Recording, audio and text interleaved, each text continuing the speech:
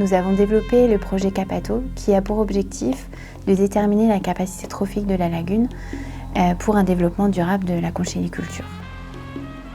Depuis 3 ans, c'est vrai qu'on constate pas mal de manquements par rapport à la pousse.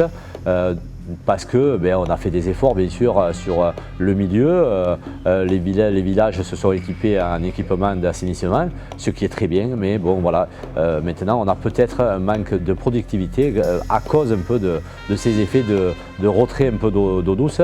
Mais voilà, il faut retrouver un équilibre. Ce projet nous aidera à trouver cet équilibre avec bien sûr la production primaire qui est les huîtres, les moules et la pêche aussi.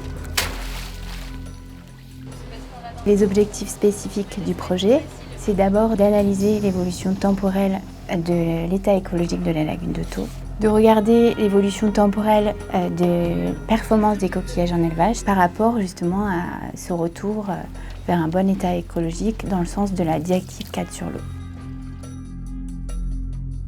Mon rôle dans ce projet, c'est d'étudier le fonctionnement de la lagune à partir des données historiques de suivi de l'état écologique de cette lagune.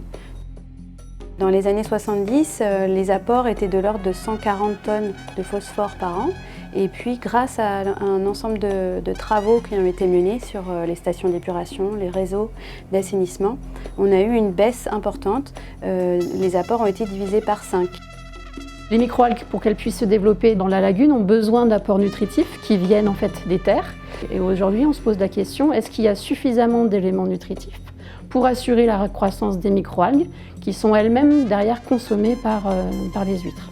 Donc pour essayer de comprendre la complexité de l'évolution à la fois des paramètres environnementaux comme la température, les apports nutritifs et également l'évolution des paramètres biologiques, on a proposé de faire une étude par de la modélisation qui va intégrer justement la complexité de l'évolution de tous les paramètres et essayer de voir comment l'écosystème évolue en injectant en fait ces données.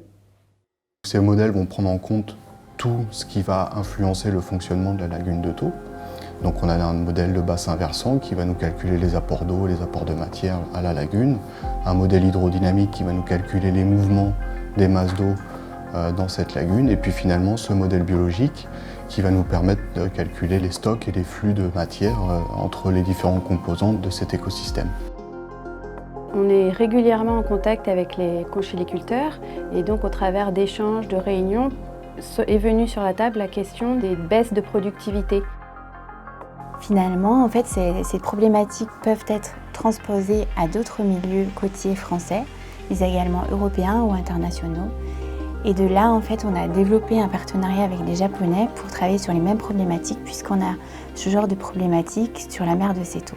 Donc on a développé un projet qui s'appelle Sakura, qui nous permet en fait d'échanger avec les Japonais qui sont venus l'année dernière, et nous irons cette année à Hiroshima pour travailler sur ces données. Ce projet peut nous indiquer l'aspect écologique, l'aspect environnemental du bassin de Thau qui est une merveille.